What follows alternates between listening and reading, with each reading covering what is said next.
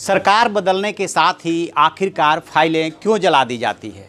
अब खबर आ रही है छत्तीसगढ़ से कि इंटेलिजेंस विभाग ने वहां 2 ट्रक फाइलें जला दी है। आखिर वो कौन से भेद हैं जिनके खुलने के डर से हर सरकार जब बदलती है तो ऐसा होता है। मैं आपको बताऊंगा। मैं हूं विद्याशंकर तिवारी, इंडिया न्यूज़ के डिजिटल चैनल इन खबर के लिए। अब की बार छत्तीसगढ़ के राजधानी रायपुर से खबर आ रही है कि वहाँ ढेर सारी फाइलें जला दी गई है।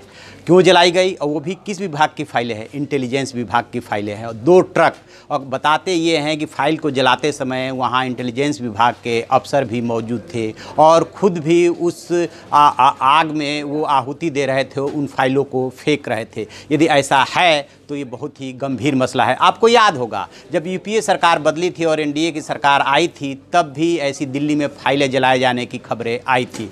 अब छत्तीसगढ़ में चूँकि 15 साल तक बीजेपी की सरकार रही है, झीरम घाटी से लेकर के और सिक्स सिटी कांड तक न जाने कितनी घटनाएं हुई हैं जिसमें इंटेलिजेंस का इन्वॉल्वमेंट रहा है।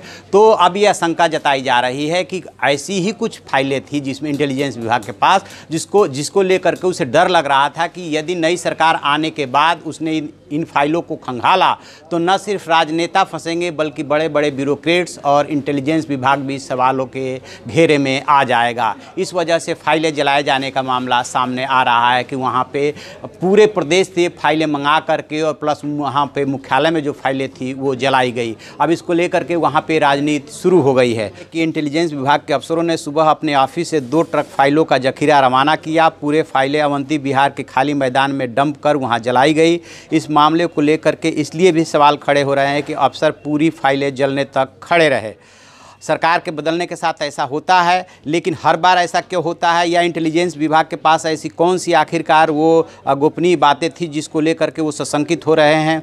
कांग्रेस के मुख्य प्रवक्ता हैं सुशील आनंद शुक्ला, उन्होंने पूछा है कि सरकार के शपथ ग्रहण के से पहले दस्तावेजों को क्यों जलाया गया?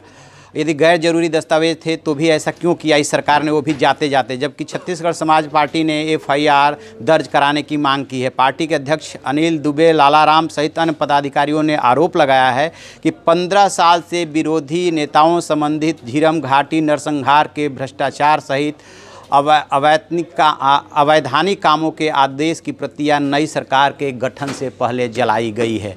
तो स्वाभाविक है कि जब फाइलें जलाई गई है तो उसके पीछे कोई ना कोई राज होगा। और यदि ये भी सवाल सही है कि यदि वो अनावश्यक फाइलें थी तो फिर नई सरकार आने के बाद वो ये काम कर देती, या ये पुरानी सरकार जा रही थी उससे पहले काम किया जाना चाहिए था। जब ये कार्यवाहक सरकार है तभी इंटेलिजेंस विभाग के अफसरों को ये बात क्यों ध्यान आई कि नहीं, इन फाइलों को जला दिया जाना चाहिए, नष्ट कर दिया जाना चाहिए? क्योंकि सरकारी फाइलों को नष्ट करने का एक तरीका होता है। ये भी अपने आप में एक सवाल है कि क्या उस प्रोसीजर को फॉलो किया गया है इन फाइलों को जलाने से पहले? तो आप देखते रहिए ऐसी खबरों के लिए हमारा डिजिटल चैनल इन खबर और उसे सब्सक्राइब कीजिए।